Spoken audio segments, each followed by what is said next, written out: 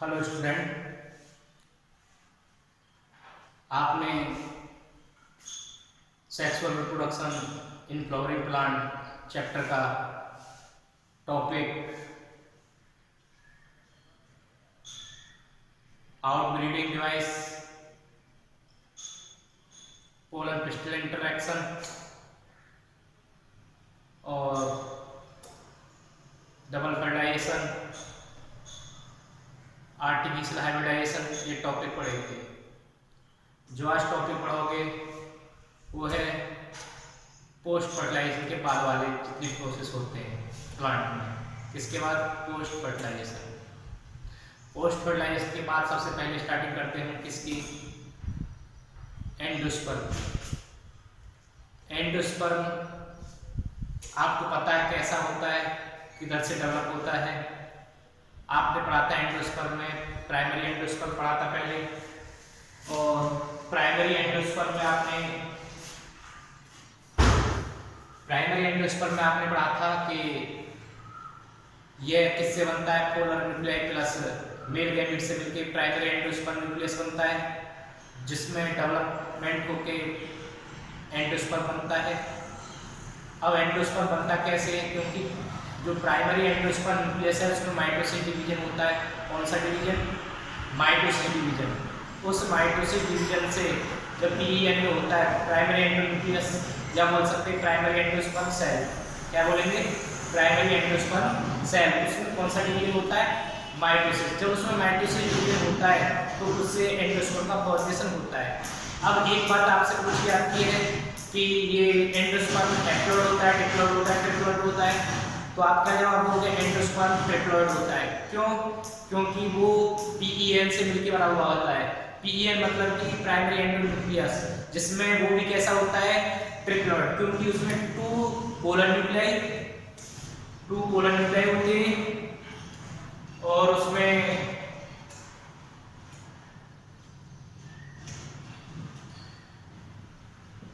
Polar nuclei होते हैं। उसमें जो टू पोलर न्यूक्लियाई डिप्लॉइड हो गया, उसके पास एक मेल गैमेट्स होता है, वो हैप्लॉइड वो होता है, तो मिला के कितना हो जाता है? पीएन। जो पीएन हो जाता है प्राइमरी एंडोस्पर्म न्यूक्लियस। ठीक है ना? जब ये फर्टिलाइजेशन देखने को, जब ट्रिपल फ्यूजन देखा जाता है, क्लियर है? जब इन दोनों के बीच में ट्रिपल फ्यूजन देखा जाता है, किसके बीच में? पोलर न्यूक्लियर मेल गैमेट्स के बीच में। पोलर न्यूक्लियर डिप्लॉइड होता है, मेल गैमेट्स हैप्लॉइड बनता है और इसके बाद होता है तुम्हारा ट्रिप्लॉइड पीईएन।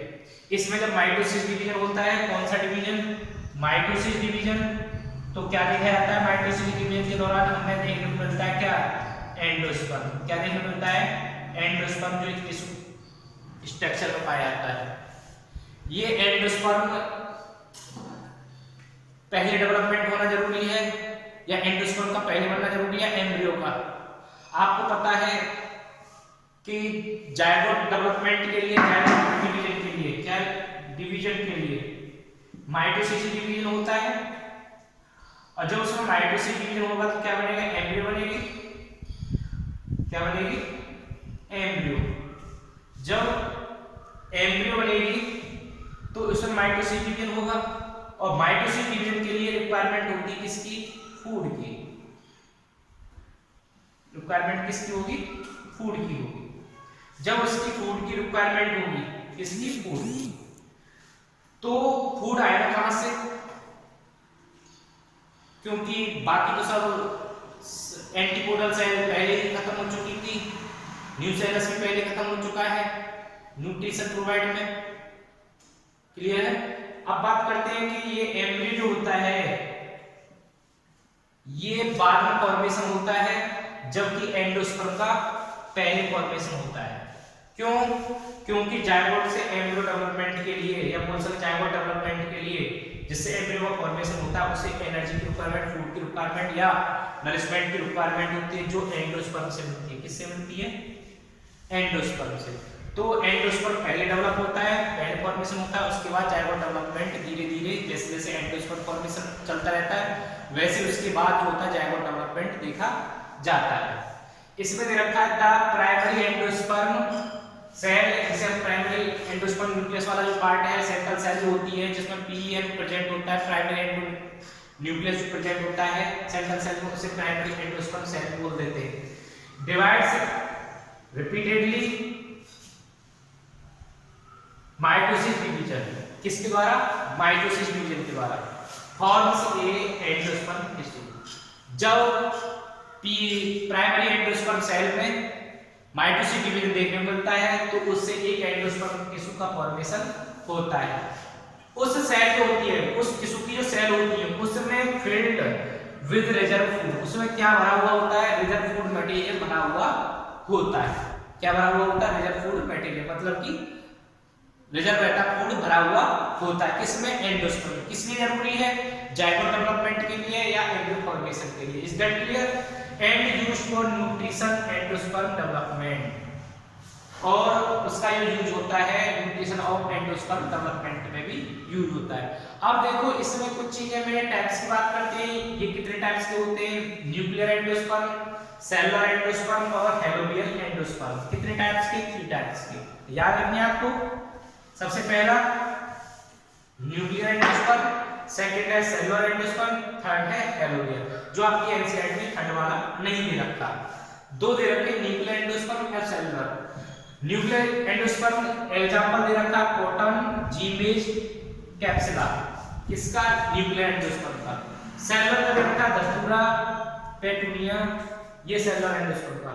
हेलोबियल का दे रखा है रोमरस, जो मोनोकोटिलेडन का पार्ट है, ठीक है, मोनोकोटिलेडन का प्लांट है, ठीक है। अब ये जो होते हैं, अगर बात करते हैं न्यूक्लियर एंडोस्पर्म क्या होता है, सेलुलर एंडोस्पर्म क्या होता है। देखो सबसे पहले जो प्राइमरी एंडोस्पर्म सेल है उसमें अगर क्या देखने को मिले? Free nuclear division. Free nuclear division मतलब कि न्यूक्लियस डिवीजन मतलब कि कैरियोकाइनेसिस होना, साइटोप्लाज्म या साइटोकाइनेसिस का नहीं होना। इसमें ओनली क्या होता है? न्यूक्लियस डिवीजन होता है, फ्री न्यूक्लियर डिवीजन। क्या बोलेंगे? Free nuclear division. किसमें देखने को मिलता है न्यूक्लियर डिवीजन? बता सकते हैं आप, पूछा जाता है। फ्री न्यूक्लियर डिवीजन जो होता है वो किसमें देखने को मिलेगा? Nuclear endosperm. किसमें देखने को मिलेगा? न्यूक्लियर एंडोस्पर्म में। याद रखोगे? एंडोस्पर्म। इसमें जब फ्री न्यूक्लियर डिवीजन देखने को मिलता है तो इसमें क्या होता है?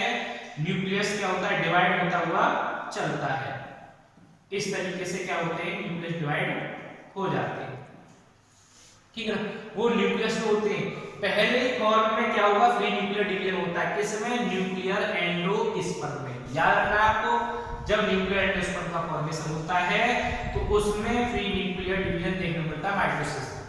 वॉल फॉर्मेशन जो होती है वो सबसे बाद में होती है। इसमें वॉल फॉर्मेशन होगी वो लास्ट स्टेज पे होगी। किसमें? न्यूक्लियर में। याद हो गया क्या होता है न्यूक्लियर? क्योंकि इसमें क्या होता है? फर्स्टली देखा जाता है आपको फ्री न्यूक्लियर डिवीजन देखा जाएगा। क्या? फ्री न्यूक्लियर डिवीजन, जिसमें क्या होता है? न्यूक्लियस का फॉर्मेशन होता रहता है, ठीक है, अंदर ही अंदर।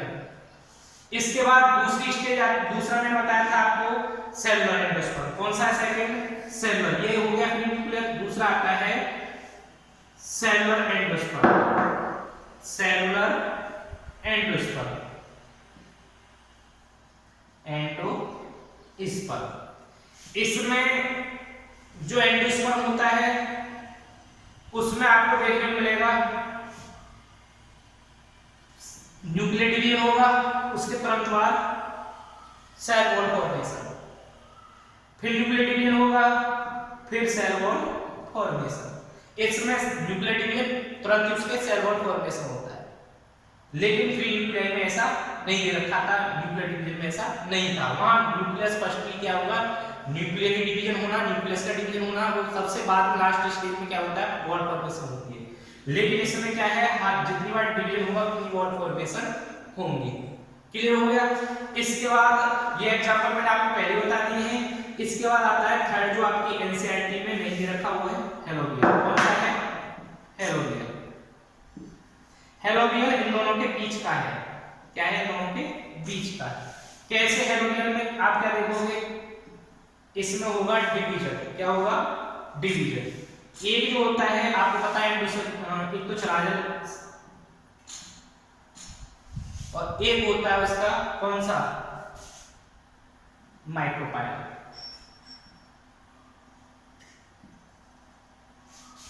इसमें क्या होता है, सेल डिवीजन होता है।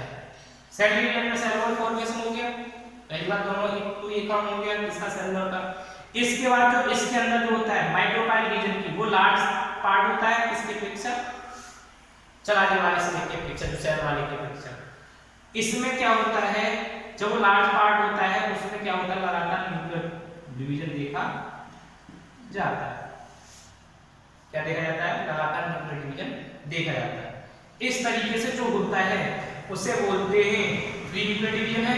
उसमें पहले डिवीजन हुआ, एक तरफ चला जाए और एक तरफ ये जो होता है चलाने वाला, ये जो होती है या तो इसमें फ्यू डिवीजन देखने को मिलेंगे या कुछ डिवीजन के बाद वो बंद हो जाएगा, लेकिन इसमें फ्री न्यूक्लियर डिवीजन देखने को मिलता है। ठीक है ना, किसमें, माइक्रोपाइल वाले रीजन में, क्योंकि ये लार्ज सेल होते हैं उसमें लगातार डिवीजन देखने को मिलता है। इसमें क्या होता है, कुछ डिवीजन के बाद जो होता है वो रुक जाता है। क्लियर हो गया। इसके बाद आता है आपका नेक्स्ट। अब मैं बात करता हूं कैसे रिजर्व फूड मटेरियल होता है। आपने कोकोनट देखा है, कोकोनट में आपको दोनों देखने को मिल जाएंगे, न्यूक्लियर एंडोस्पर्म और सेलुलर एंडोस्पर्म, दोनों देखने को मिलेंगे कोकोनट में आपको। जो उसका लिक्विड पार्ट जो होता है, देखा होगा पानी जो से बोलते वाटर जो होता है, कोकोनट का वाटर, वो न्यूक्लियर एंडोस्पर्म होता है, उसमें फ्री न्यूक्लियर डिवीजन होता है। सेलुलर कौन सा है, जो कर्नल होता है, सफेद सफेद सा, जिसे हम ग्री बोलते हैं। क्या बोलते हैं, ग्री जो बोलते हैं, जो ग्री खाते हैं वो, उसमें कौन सा एंडोस्पर्म होता है, कर्नल एंडोस्पर्म। तो इस तरीके से आपको दोनों एंडोस्पर्म देखने को मिल जाते हैं, किसमें, कोकोनट में। क्लियर है, कोकोनट में आपको न्यूक्लियर एंडोस्पर्म और रिजर्व फूड देखो कोकोनट का जो होता है उसमें अच्छी मात्रा में रिजर्व फूड मटेरियल होता है, मतलब कि उसमें आपको प्रोटीन देखने को मिलेगी, फैट देखने को मिलेगी, विटामिन बी देखने को मिलेगी, कुछ मिनरल्स जैसे आयरन है, फास्फोरस है, ये कुछ आयरन फास्फोरस, ये कुछ जो मिनरल्स देखने को मिल जाते हैं। किसमें देखने को मिल जाते हैं, उसमें। और जो बोल सकते हैं ना गर्मियों के टाइम में इसको कोकोनट की खाना है, उसको वाटर को पीना या कोकोनट पानी जो पीते हैं वो हमारे लिए बहुत बेनिफिशियल होता है, क्योंकि उसमें बहुत सारी मात्रा में क्या पाए जाते हैं, न्यूट्रिएंट्स, मिनरल्स, ये सारी चीजें पाई जाती हैं। अच्छा फूड रिजर्व होता है।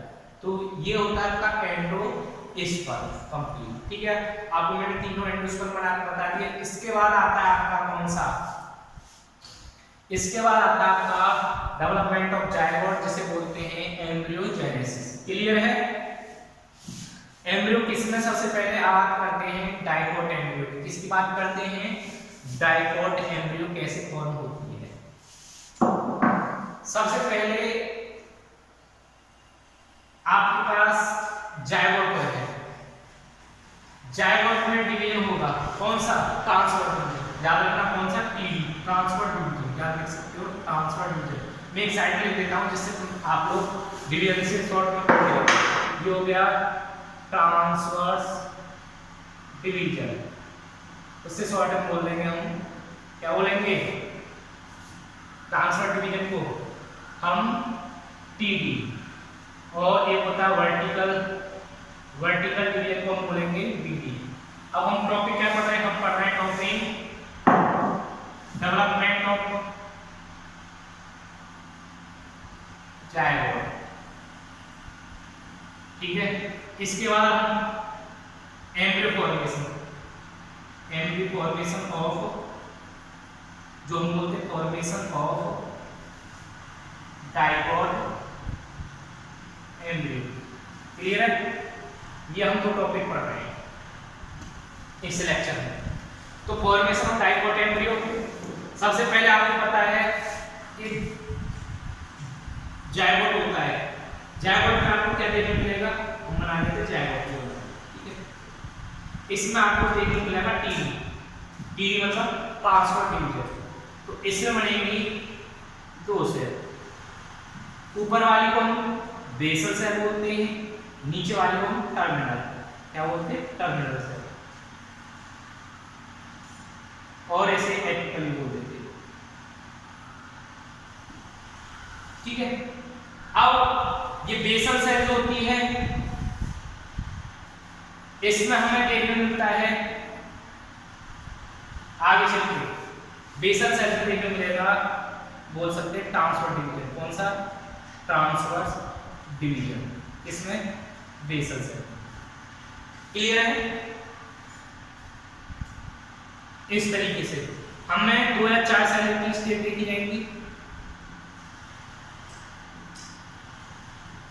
और इसमें देखने मिलता है टर्मिनल में आपको वीडी। क्या देखने मिलता है? वीडी। ये आपकी कौन सी सेल हो गई? बेसल सेल, डिवीजन हुआ टर्मिनल डिवीजन, तो आपकी कितनी सेल बन गई? 2 सेल। इसमें क्या हुआ? वर्टिकल डिवीजन देखने मिलता है इसे टर्मिनल सेल में, ठीक है। ये बन जाती है प्रोएम्ब्रियो। क्लियर है? प्रोएम्ब्रियो के बाद आपको देखने मिलेगी ग्लोबुलर स्ट्रक्चर। कौन सी देखने मिलेगी? Globular structure. ग्लोबुलर स्ट्रक्चर में क्या है? एक उसमें क्या होगा? लगातार जो सेल डिवीजन होगा उसमें बनी जाएगी आपकी सस्पेंसर सेल। कौन सी बन जाएगी? Suspensor cell. इसे बोलते हैं सस्पेंसर सेल। इसके बाद ये सस्पेंसर सेल की जो संख्या होती है वो 6 to 10 होती है, क्योंकि 6 to 10। इसके बाद इसमें जो हम बोल सकते हैं वर्टिकल डिवीजन हुआ था, फिर उसके बाद क्या होगा? ट्रांसफर डिवीजन, फिर वर्टिकल डिवीजन। इस तरीके से उसमें क्या होगा? डिवीजन होता रहेगा इस तरीके से, वर्टिकल डिवीजन, ट्रांसफर डिवीजन, इस तरीके से डिवीजन होता रहेगा। क्लियर है? इस तरीके से डिवीजन होगा। ये हो जाती है हमारी ग्लोबुलर स्ट्रक्चर। कौन सी? ग्लोबुलर स्ट्रक्चर या ग्लोबुलर सेल। क्लियर है? इसके बाद इसमें आपको आती है नेक्स्ट स्टेज और देखने मिलती है, उसे बोलते हैं जाइगोट बन गया। इसके बाद देखते हैं हम, इसमें हमें देखने मिलती है सेल डिवीजन, वही सस्पेंसर सेल होंगी, और सस्पेंसर सेल के बाद हमें क्या देखने को मिलेगा? एक हार्ट सेल। क्या देखने को मिलेगा? क्या बोल सकते हैं? एम्ब्रियो। क्या देखने को मिलेगी? Heart cell embryo. इस तरीके से बनी हुई होगी। ये हो गई आपकी हार्ट सेल जो आपकी एनसीईआरटी बेस्ड है। ये आपकी देखो याद रखना, ये तो सेल होती है हस्टोरियम,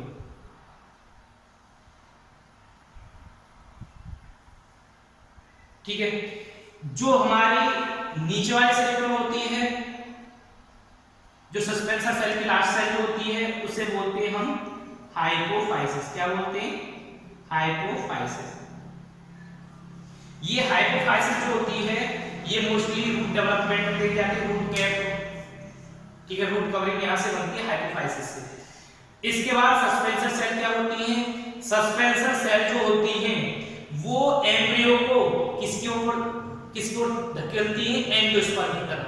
किसकी तरफ? एंडोस्पर्म की तरफ। ये जो होती है सस्पेंसर सेल, कौन सी?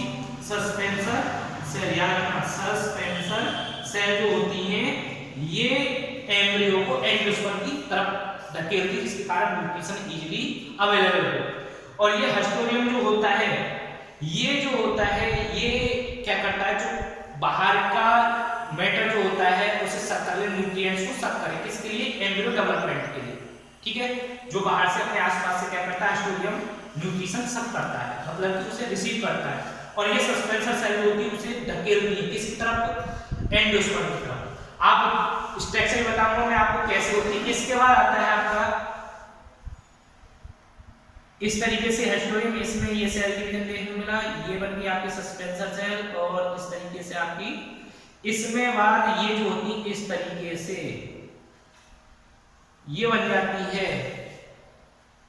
हॉर्सू, मतलब कि जो नाल होती है घोड़े की, उस शेप में ये आपको एम्ब्रियो बनी हुई दिखाई देगी, ठीक है। अब डाइकोटिलेडन में क्या होता है? अगर एंडोस्पर्म ना बचता है, अगर एंडोस्पर्म नहीं बचे तो उसमें क्या होता है? कोटिलेडन तो डेवलप है ही, होते ही इसमें डाइकोट प्लांट एम्ब्रियो में, उनमें एंडोस्पर्म बसता ही नहीं है, चांसेस नहीं होते, क्योंकि उसमें सारा का सारा जो एंडोस्पर्म है वो क्या होता है, कंज्यूम कर लिया जाता है एम्ब्रियो डेवलपमेंट। क्लियर है?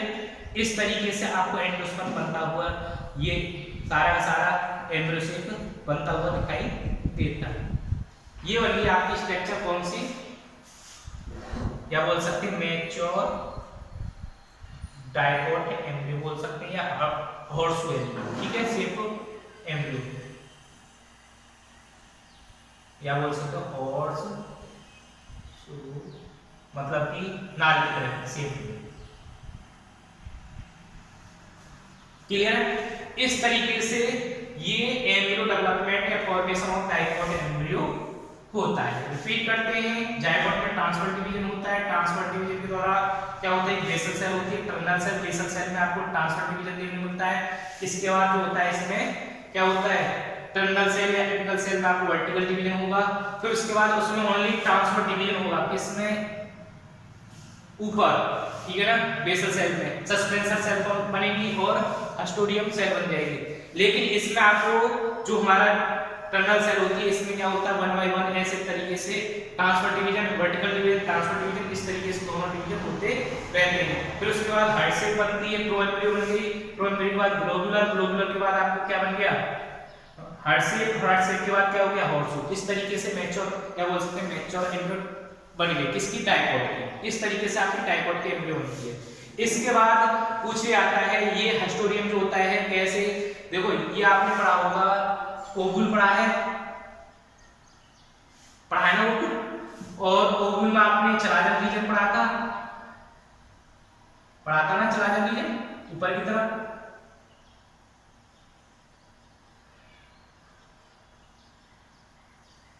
इस तरीके से होता है चलाजन रीजन, इसमें ये ओवुल में, ठीक है। यहां पर जो होता है इधर की साइड दिखाई देगा आपको एम्ब्रियोसेक डेवलपमेंट जब होता है, एम्ब्रियोसेक में अंदर प्रोसेस हुआ है ना, ये किसमें हुआ था, एम्ब्रियोसेक में। अब उस तरफ देखोगे तो इसमें जो ये जो होगा हस्टोरियम, ये होगा माइक्रोपाइल रीजन की तरफ, किधर की तरफ, माइक्रोपाइल रीजन की तरफ क्या होगी, ये हस्टोरियम सेल होगी। क्लियर है? इस तरीके से ये जो होती है, ये इस तरीके से मान सकते हैं, ये जो होती है इस तरीके से देखने को मिलता है, ठीक है। ये कहलाते हैं कोटिलेडन जिन्हें हम बोलते हैं। इस तरीके से ये जो होता है ना हस्टोरियम सेल, ये होती है किसकी तरफ, ये होती है आपकी माइक्रोपाइल की तरफ। और जो बाकी जो होता है हमारा बोल सकते हैं, ये मैंने अभी आपको बताई थी कौन सी सेल होती है, हाइपोफाइसिस।